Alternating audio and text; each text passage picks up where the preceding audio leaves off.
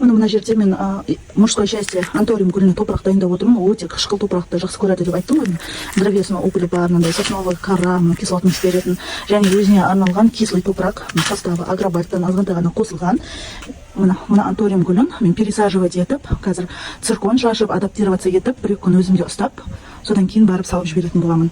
Женский счастьеға да қазір мен топырақ дайындаймын. Бұл өте кислый топырақты ұнатса, жаңа анториум гүлі, женский счастье слабо кислыйды ұнатады.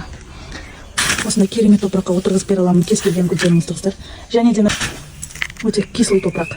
Мұны торфяной, өте жеңіл, мұны былай қысқан кезде көрдіңіздер ме, тамырына ауа барып тұрады.